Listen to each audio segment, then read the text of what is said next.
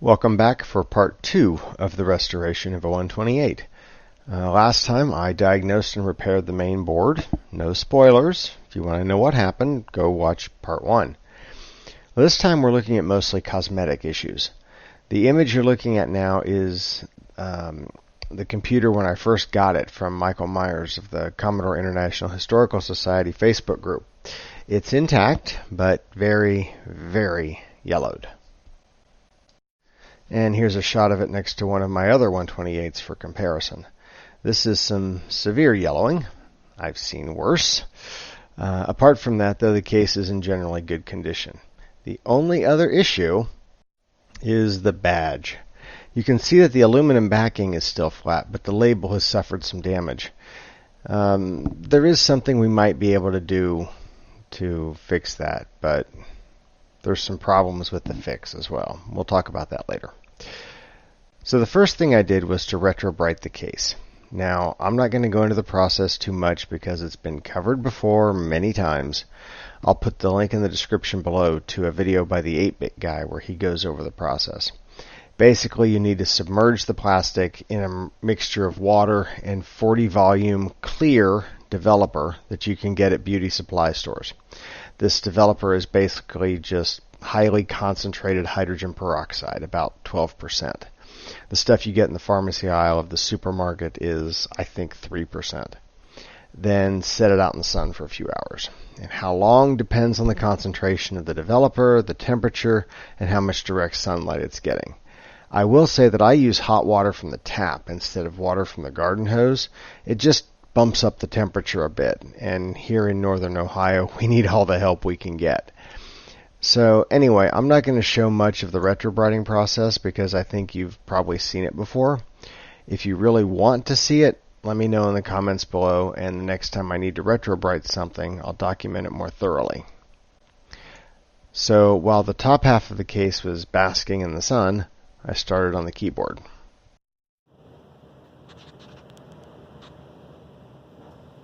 What we have here is the keyboard from a 128, and it's in pretty good shape. Mechanically it's sound, all the keys work, all the keys that are supposed to lock down do. It's obviously kind of dirty, which is to be expected, and the keys are obviously pretty yellowed. For comparison, here's a manila envelope. So, pretty yellowed.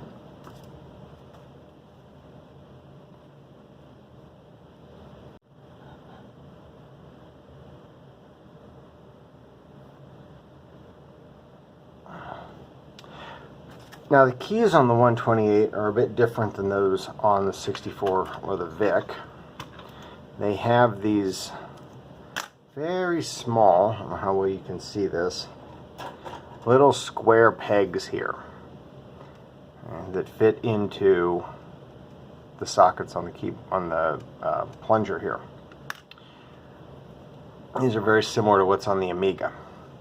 Now, to retrobright these in the solution can be a little tricky sometimes because you might not always get even distribution of light and even distribution of the solution around the key. So I've got are a couple of things that I had 3D printed. Now, I didn't design these things. I got them off of Thingiverse. I'll put a link to it in the description below. But these are designed for the keys on the 128 and the Amiga. So just looking at one here, they've just got basically the same receptacle that the plunger has. So you just put your key on, press it down, and it holds it in place. So what I'm going to do before I put this in the solution, because this is plastic too, is I'm just going to attach some little metal feet on here somehow, maybe just some nuts or something like that, just to give it some weight and hold it down. Okay? But I think this will work really well to retrobright the keys. So I have removed all the keys and washed them individually to get off any remaining dirt, and I've put them on the holders. Now you can see on this one you can get the double wide keys like shift and control on here without any problem at all. And if we take a look on the back here, you can see that I just glued on some nuts to give it some weight and hold it down in the bin. And here's the other one. And just in case you forgot what channel you were watching, and I put some feet on this one as well. Now to put them into the solution and into the sun. Well, I had high hopes for these things, but after just a couple of hours outside in the solution in the sunlight, you can see just how badly this key holder base has warped. And they both did. So what I'm going to do is I've put these nuts on the bottom to weigh them down. It turns out it wasn't heavy enough. So I've cut some pieces of square metal tubing. This is steel, so it's pretty heavy. I'm going to epoxy this onto the underside of these key bases and give it another shot. But I really like the idea of these key holders, but not when they warp like this. Now here's a shot of the key holder with the steel tubing attached and one from above. I'm going to hit these with some spray paint before using them because this tubing is steel and it will rust, and the peroxide will catalyze that reaction and make it rust very, very quickly, and I don't want a bin full of rusty water. Here are the key holders with the tubing painted. You can see that there's also something inside the tubing. That's just Great Stuff brand expanding foam. I couldn't get paint inside the tubing very easily, so I just used the expanding foam to seal up the ends. Next, I'll put the keys back on, get it back in the solution and in the sun. For now though, let's turn our attention back to the keyboard itself. Alright, well here's the keyboard with all the keys removed. It's obviously still very dirty, haven't cleaned it yet. But I wanted to point out something.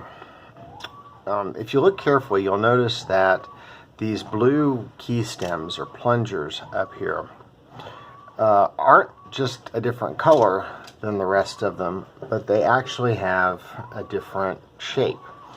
The blue ones, let's see if we can get a look here, are flat with the square indentation. The black ones though, the square indentation is deep within there, and you've got these the lip or the side of the plunger that comes up well above it. Okay, now I don't understand why Commodore did this. You know, they're usually well known for doing everything they can to save a penny here and there, and it seems odd to me that they would bother with different plunger designs. It seems like that would add cost, not lower it. So I don't really understand that. But what it does mean is that these stems are not interchangeable. Alright, so let's take this thing apart.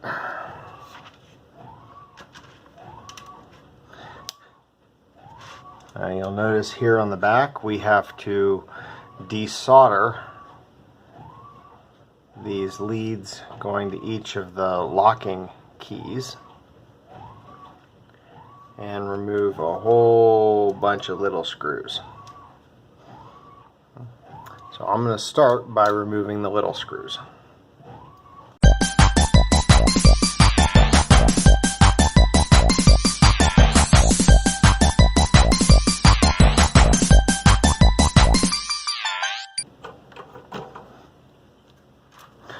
Okay, you can see here that when this board was soldered together, they ran the wire through and looped it around before soldering it. So I've removed most of the solder, but I'm going to have to get every little bit off of there so that I don't risk damaging the mechanism here.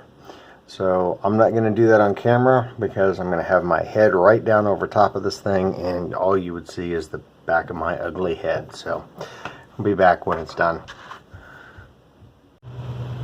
Okay, so each of these has now been desoldered and unwrapped from the peg. So now we can just lift this backboard out.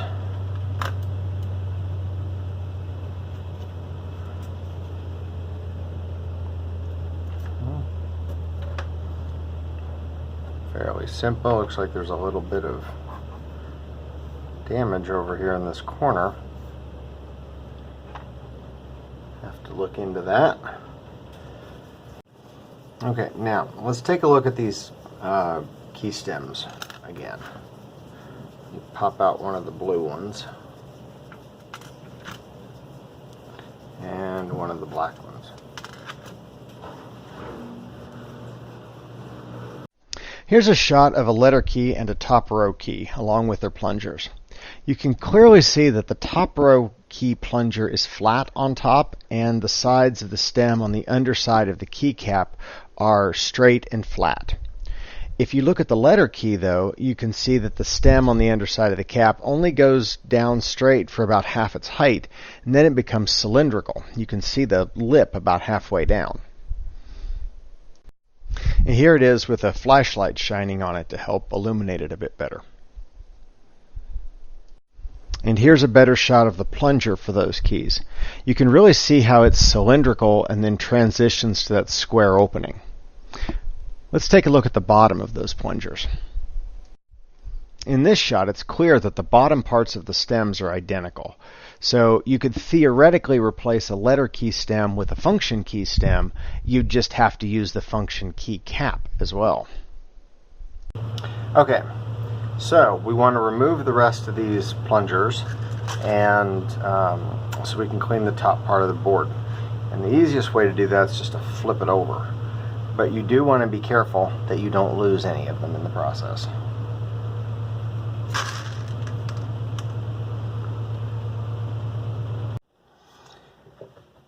Okay, I've cleaned the main chassis for the keyboard. I've cleaned the motherboard. Now it's just a question of putting all of these little guys back in. And if you pay careful attention to the design here, they can only go in one way. Well, two ways, I guess. This way or exactly the opposite way, which doesn't make the slightest bit of difference. Now, generally when I'm doing this, I put the keyboard up on something. In this case, I'm using some melamine sponges just to lift it up off the desk, off the work surface, so that when I drop the plungers in, they actually go through all the way and they're not just like sitting in there halfway. So I'm going to put the rest of these in, making sure that the black ones go in these spots and the blue ones go in those spots. I'll save you the trouble of watching me do this. Okay, so all the plungers, key stems are back in their correct positions, and all that we have to do now is put the circuit board back on. And there are pieces here that will help you align it. And now we just put all of these tiny little screws right back in. I think I'll spare you the torture of watching me do that as well.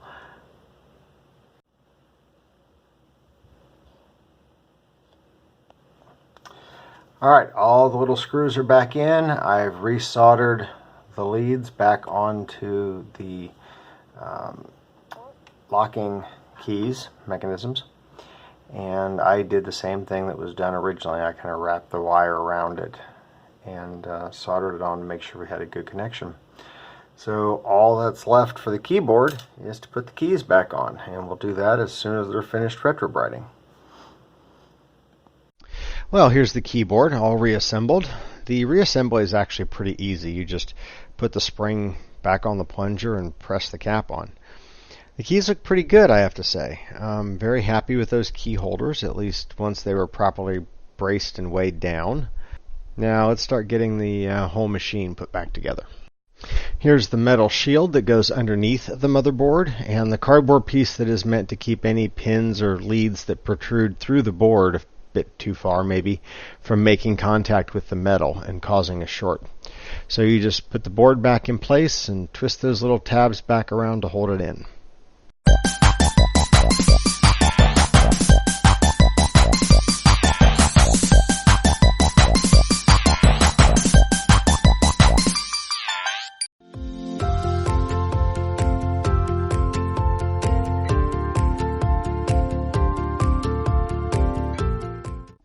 Now when you put the board back in the case, it's easiest to tip it up a bit and slide the side with the joystick ports and the power connector into the holes in the case and then drop it down.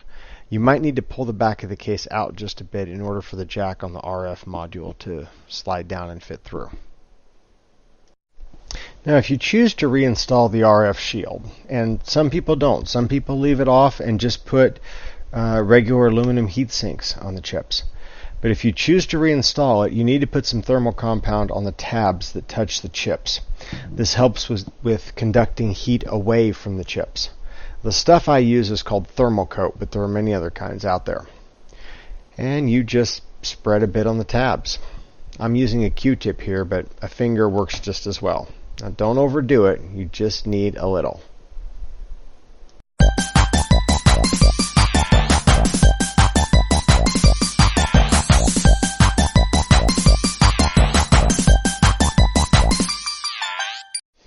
And once that's done, you just put it back in place and screw it down through the board into the case. Now there is something that I didn't do here, probably because I was thinking so much about getting a good video of the reassembly that it just slipped my mind. It's one of those, dumb mistakes that we're all prone to from time to time. Some of us more than others. Okay, here's what I forgot to do earlier. The RF shield needs to be soldered to the motherboard here to create a ground. If you forget to solder it back on, like I did earlier, it'll make intermittent contact and you'll get random characters appearing on the screen as the computer thinks it's getting input from the keyboard. So remember to resolder this before you put the computer back together. Now to the top part of the case. I generally like to put the case up on something like these sponges so that the keyboard sits flat against the screw posts. But there's one thing we have to do first on a 128. We have to get the power light back in correctly. If you didn't pay attention when you took it out, this thing can be a bit of a pain. Here's how it goes in. This little plastic piece here will eventually sit on this nub on the case, like this.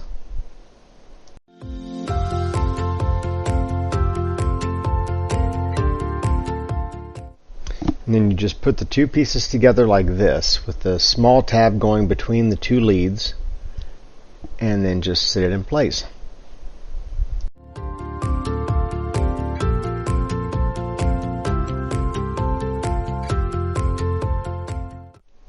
And now we just have to remount the keyboard.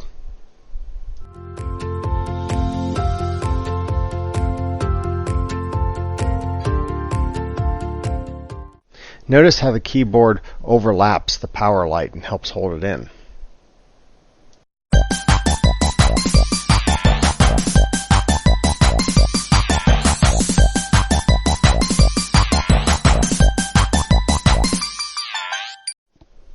Now just reconnect the keyboard.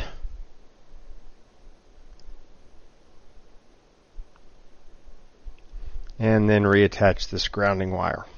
When I screwed the RF shield on, I put the screw in here, but that was just so I wouldn't lose it. Now I just need to take it out and use it to connect the ground wire.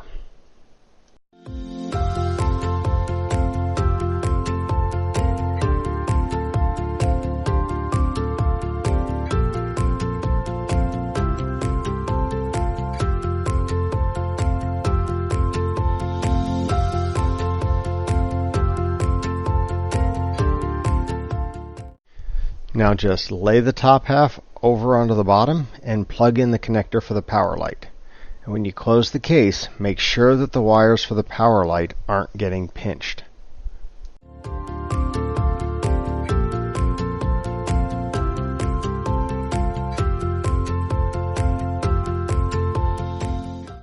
And now just put the screws back in the bottom and it's done.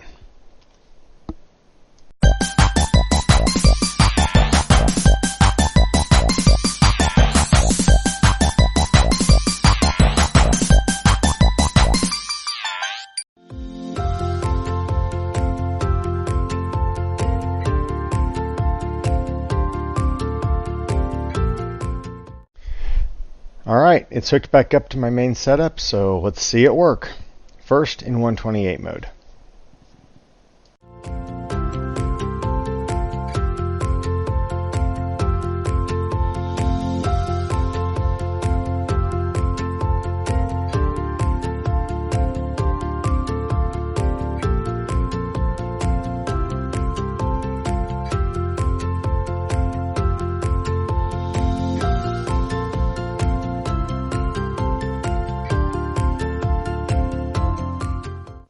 And now in 64 mode.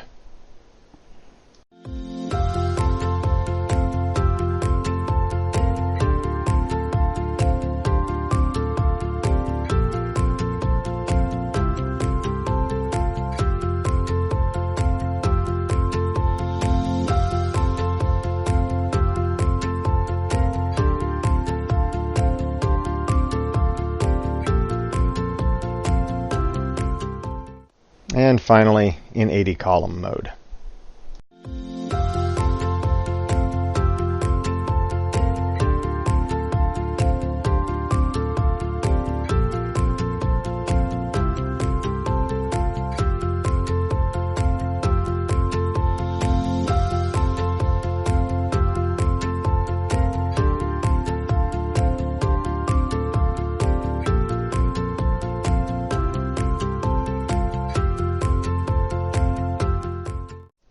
Well, I think we can call this a successful restoration.